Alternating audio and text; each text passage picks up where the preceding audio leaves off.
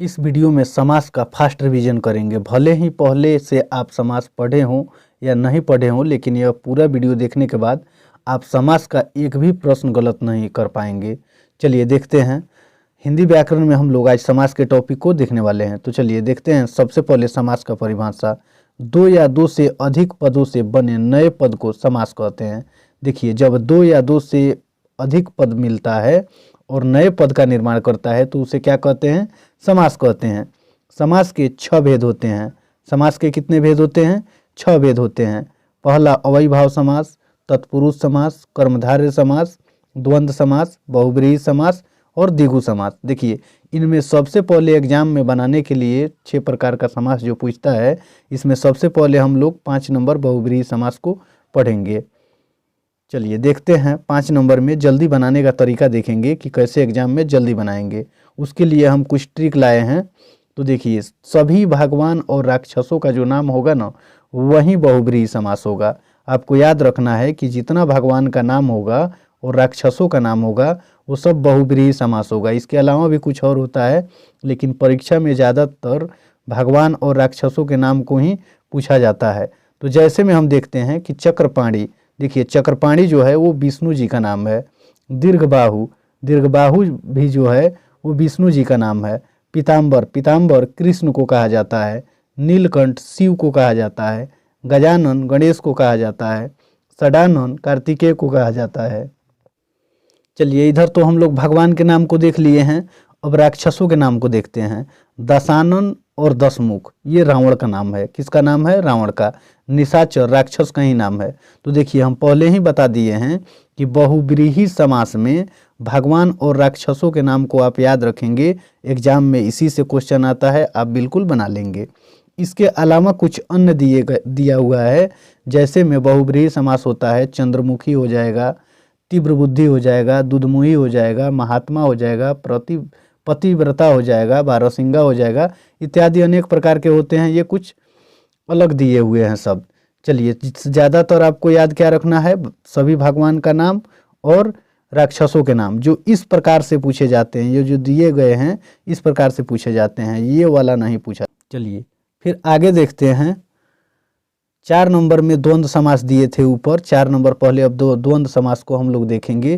देखिए, द्वंद्व समास को पहचानने का सबसे सरल और आसान तरीका है कि 2 शब्दों के बीच में घटाओं का चिन्ह आपको देखने को मिलेगा और फिर 2 शब्दों के बीच में और 2 ही आपको ध्यान में रखना है, याद रखना है कि जब 2 शब्दों के बीच में कहीं भी घटाओं का चिन्ह दिख जाए या 2 शब्दों के बीच में और का चिन्ह दिख जाए तो आप उसे द्वंद्व समास लगाइएगा। कौन समास आप उसको लगाइएगा? द्वंद्व समास। जैसे में देखिए, माता पिता, दिन रात, सुबह और शाम, इन तीनों शब्दों में हम देखते हैं कि माता पिता में घटाओं का चिन्ह लगा हुआ है, दिन रात में भी घटाओं का चिन्ह लगा हुआ है, सुबह और शाम में और का चिन्ह लगा हुआ है। तो ये द्वंद्व समास हो जाएंगे। फिर नीचे कुछ देखते हैं, इनके उदाहरण दिए गए हैं। जैसे दाल रोटी हो जाएगा या शीतोषण करके दिया रहेगा तो इसको जब तोड़ेंगे तो शीत और उष्ण हो जाएगा। पाप और पुण्य हो जाएगा, लाभ और हानि हो जाएगा, भला बुरा हो जाएगा, हरा हरा हो जाएगा, काला काला हो जाएगा। ये सभी द्वंद्व समास हो जाएंगे। और इसको पहचानने का मेन तरीका है कि दोनों के बीच में घटाओं का चिन्ह हो या फिर ये नहीं है तो क्या रहेगा? और का चिन्ह रहेगा। चलिए फिर 6 नंबर में हम लोग देखते हैं द्विगु समास के बारे में कि द्विगु समास को कैसे जल्दी से जल्दी पहचान लेंगे। देखिए, द्विगु समास में पहले पद में ही संख्या होगा। क्या होगा? संख्या। जैसे त्रिभुवन, त्रिभुवन में देखिए 3 है, त्रि का मतलब 3 होगा। चौराहा में 4, चौ का मतलब 4 होगा। पंचवटी, पंच का मतलब क्या होगा? 5। देखिए, इन सभी में पहले ही त्रि चौ पंच मतलब 3 4 5 संख्या दिया हुआ है और जिस शब्द के पहले संख्या मिलेगा वो द्विगु समास हो जाएगा। कौन समास होगा? द्विगु समास। चलिए इसके कुछ उदाहरण देख लेते हैं। त्रिलोक, नवरत्न, त्रिफला, चौमासा, पंचतंत्र, दोपहर, नवनिधि, सप्ताह, नवग्रह, त्रिवेणी, तिरंगा, पंजाब इत्यादि। ये सभी शब्दों के पहले, जैसे त्रिलोक में त्रि का मतलब 3, नवग्रह, 9 का मतलब 9, त्रि का मतलब फिर 3 होगा, चौ का मतलब 4 होगा, पंच का मतलब 5 होगा, दो तो वैसे ही आप जानते हैं कि संख्या है, फिर 9 का मतलब 9, सप्त का मतलब 7, 9 का मतलब 9, यानी इन सभी के पहले, इन सभी शब्दों के पहले क्या होगा, संख्या, तो कौन समास हो जाएगा, द्विगु समास। चलिए अब अव्ययी भाव समास को देखते हैं। अव्ययी भाव समास को पहचानने के लिए सबसे पहले हमें कुछ अव्यय के बारे में जानने होंगे। देखिए अव्ययी भाव समास होता क्या है कि उसमें पहला पद ही आपको अव्यय देखने को मिलेगा। क्या देखने को मिलेगा, अव्यय देखने को मिलेगा। और अव्यय के बारे में हम देखेंगे कि अव्यय में आ होता है, यथा होगा या प्रति होगा, धीरे धीरे, प्रत्येक, हर, या कभी कभी, या बहुत सारा अव्यय होता है। लेकिन ये सभी आपके एग्जाम की दृष्टि से दिए गए हैं, ये हर साल आपके एग्जाम में पूछता ही पूछता है। चलिए देखते हैं फिर इसको। जैसे आजीवन, देखिए आजीवन जो है ये अव्ययी भाव समास है। इसमें आजीवन में पहले ही अव्यय आ मिल रहा है। यथाशक्ति, यथाशक्ति भी अव्ययी भाव समास है और इसके पहले ही यथा है। प्रत्येक भी क्या होगा, अव्ययी भाव समास होगा। हर घड़ी क्या होगा, अव्ययी भाव समास होगा, क्योंकि इन शब्दों के पहले हर, प्रत्येक, यथा, आ, ये सभी क्या है, अव्यय है। और जिन शब्दों के पहले अव्यय लगा होगा वो अव्ययी भाव समास हो जाएगा। चलिए कर्मधारय समास को फिर देखते हैं। कर्मधारय समास में जिनमें पहला पद विशेषण होगा, देखिए पहला पद क्या होगा, विशेषण होगा। जैसे महापुरुष, महापुरुष को अगर तोड़ा जाए तो देखिए महान है जो पुरुष, महान पुरुष, पुरुष के संबंध में कहा जा रहा है कि जो पुरुष है वो कैसा है, महान है। और महान क्या है, विशेषण है। तो जिसका पहला पद पहले ही महान है और पहला पद विशेषण मिल गया तो वो क्या होगा, कर्मधारय समास हो जाएगा। चलिए फिर 2 नंबर में देखते हैं कि लाल मिर्च है। देखिए लाल मिर्च लिखा हुआ है, तो मिर्च के बारे में कहा जा रहा है कि जो मिर्च है उसकी विशेषता क्या है, लाल है। यदि यहाँ हरा मिर्च भी होगा तो वो भी क्या होगा, कर्मधारय समास होगा, क्योंकि मिर्च के बारे में क्या कहा जाएगा, हरा, और मिर्च की विशेषता लाल हो या हरा हो और ये पहले ही शब्द में विशेषण मिल जा रहा है तो ये कर्मधारय समास हो जाएगा।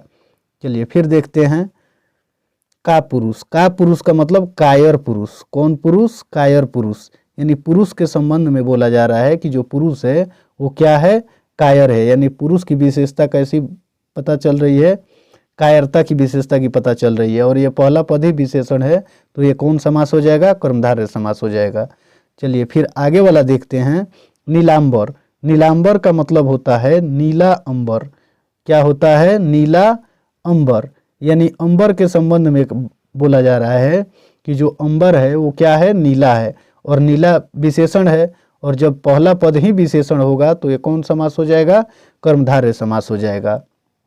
चलिए फिर आगे वाला देखते हैं प्रधानाध्यापक। प्रधानाध्यापक के संबंध में बोला जा रहा है कि अध्यापक जो हैं वो प्रधान है। अध्यापक के संबंध में क्या बोला जा रहा है कि अध्यापक जो हैं वो क्या है, प्रधान। और देखिए अध्यापक के पहले प्रधान लगा हुआ है और प्रधान क्या है, विशेषण है। और जब ये प्रधान विशेषण है तो ये कौन समास हो जाएगा, कर्मधारय समास हो जाएगा। चलिए फिर तत्पुरुष समास के संबंध में बारे में देखते हैं कि तत्पुरुष समास किसे कहते हैं, जिन शब्दों को तोड़ने पर कारक की विभक्ति मिले वह तत्पुरुष समास होता है। देखिए फिर इसको एक बार देख लीजिए कि वैसा कोई शब्द जिनका विग्रह करने पर अगर उसमें कारक की विभक्ति दिख जाए तो उस प्रकार के शब्द को तत्पुरुष समास हम लोग समझेंगे।